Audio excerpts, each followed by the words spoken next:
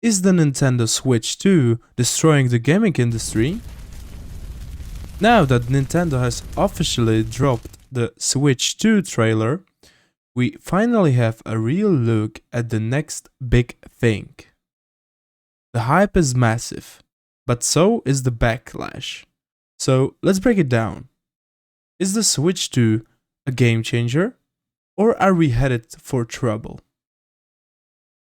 So what did we actually see in the trailer? First off, yes, it's still a hybrid console, just like the original Switch. The screen is larger though, and looks cleaner.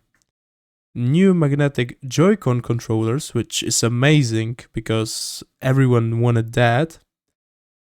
Backward compatibility is strongly implied. Huge news for long-time Switch owners.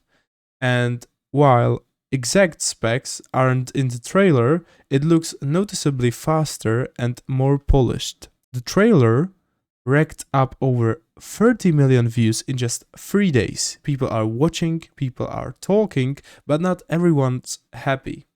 Even with all the hype, there's a growing concern that the Switch 2 might actually be a bad sign for the future of gaming.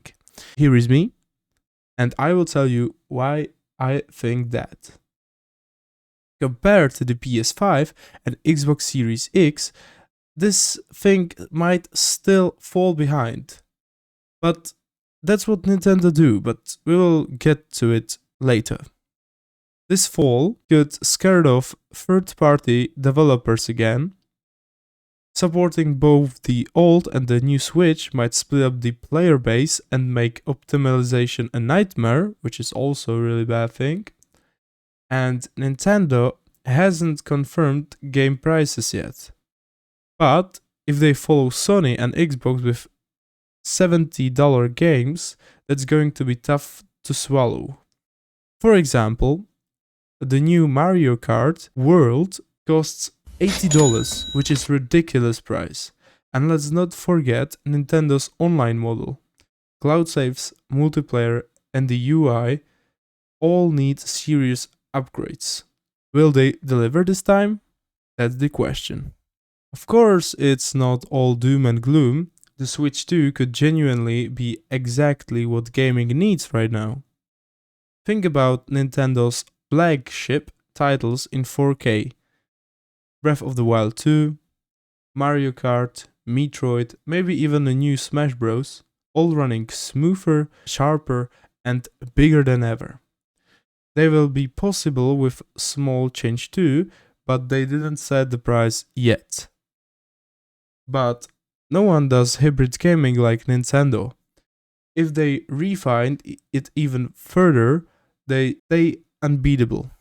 And backward compatibility is a huge win. If you have built a Switch library over the last 7 years, you're going to want to keep these games. And it looks like you can.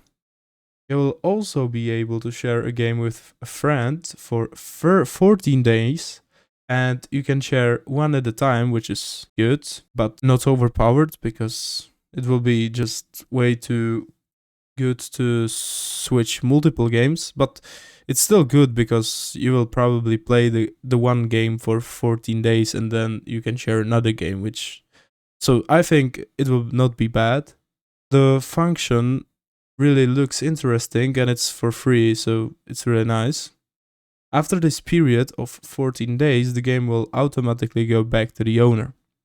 But that also means that virtual games are a thing which I don't find very good. Like, let's be honest, it's a vibe to just put the card back into your device, like in good old days, and you are good to go. Also, if we don't talk about the vibe, then servers might have a problem with that because imagine they dropped out of nowhere. You cannot play games that are, for example, even single player, which is really not nice. I remember how it happened for, I think it was Kingdom Come 2, and it happened for PlayStation players, I think, and it was disaster. But they also came out with a bunch of new games, like a sequel to Bloodborne, new Hollow Knight or games like Cyberpunk or Hogwarts Legacy, which we have quite some time, but it will be cool on Switch.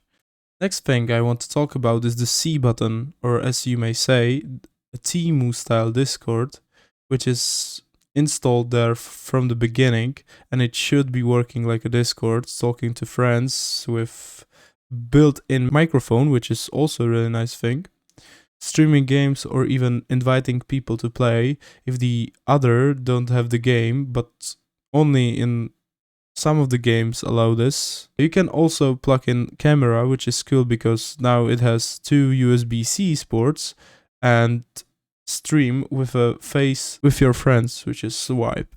But there is the thing, the game chat will be free only for a limited period of time, which is crazy for me, and then you will have to buy Nintendo Switch online, so it's not free forever.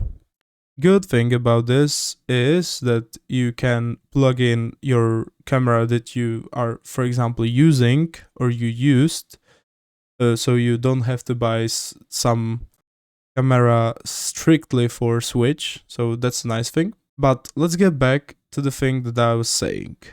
Nintendo is not trying to outgun Sony or Microsoft. They are doing their own thing, and often that's exactly what pushes the industry forward. So back to our question. Is the Switch 2 destroying the industry? Short answer, not yet. But it's definitely disrupting it. Nintendo's decision will ripple through the entire gaming world. If they succeed with less powerful but more creative hardware, it might convince other companies to stop chasing realism and focus on fun again. But if they fail, or worse, cut corners with overpriced games, underbaked online services, or awkward hardware, it would open the door for a very messy years. The Switch 2 could be the next big step in gaming or a flashy distraction. It all depends on performance, pricing, game support, online infrastructure, and how well Nintendo listened to us, the players. So that's that with the question. Thank you for watching this video, and bye.